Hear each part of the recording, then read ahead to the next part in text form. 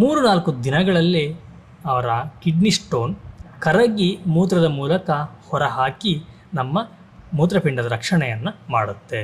ಅಷ್ಟೇ ಅಲ್ಲದೆ ಮೂತ್ರಪಿಂಡದ ಕಾರ್ಯವೈಖರಿಯನ್ನು ಸಹ ಸುಧಾರಿಸುವಲ್ಲಿ ನಮಗೆ ತುಂಬಾ ಸಹಕಾರಿಯಾಗಿದೆ. ನೋಡಿ, ಇದು ಈ ಗಿಡದ ಹೂವು. ಆ್ಯಕ್ಚುಲಿ ಈ ಹೂವು ಈಗ ಸ್ವಲ್ಪ ಬಾಡಿದೆ, ಬಿಸಿಲಿದೆ ಅಲ್ವ, ಹಾಗಾಗಿ. ಬಟ್ ಇದರ ಹೂವು ಚೆನ್ನಾಗಿದೆ ಅಂತೆ.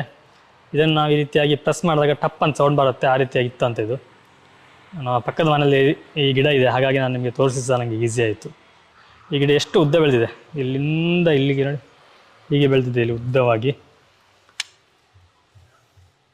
ಇದು ಸಣ್ಣ ಸಣ್ಣ ಗಿಡಗಳು, ಇಲ್ಲಿ ತುಂಬ ಸಣ್ಣ ಸಣ್ಣ ಗಿಡಗಳಿದೆ ನೋಡಿ. ಇದು ಕೂಡ ಹೌದು.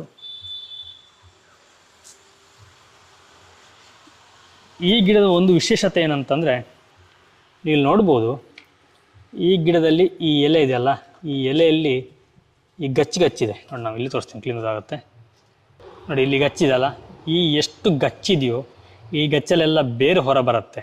ಈ ಎಲೆಯನ್ನು ನಾವು ತೆಗೆದು ಮಣ್ಣಿಗೆ ಹಾಕಿದಾಗ ಈ ಗಚ್ಚಲ್ಲಿ ಬೇರು ಹೊರಗೆ ಬರುತ್ತೆ. ಬೇರು ಹೊರಗೆ ಬಂದು ಆ ಬೇರಿನಿಂದ ಇದರಲ್ಲಿ ಗಿಡ ಆಗುತ್ತೆ. ಇಲ್ಲೆಲ್ಲ ಚಿಗುರು ಬರಲಿ ಸ್ಟಾರ್ಟ್ ಆಗುತ್ತೆ ಇದೇ ಈ ಗಚ್ಚಲ್ಲಿ. ಇದೊಂದು ಈ ಗಿಡದ ತುಂಬ ವಿಶೇಷ. ಇದಕ್ಕೆ ನೀವು ಗಿಡ ನೆಡಬೇಕಂತ ಏನಿಲ್ಲ. ಇದರ ಎಲೆಯನ್ನು ಸಹ ನೀವು ಮಣ್ಣಿಗೆ ಜಸ್ಟ್ ಬಿಸಾಡಿ ಸಾಕು.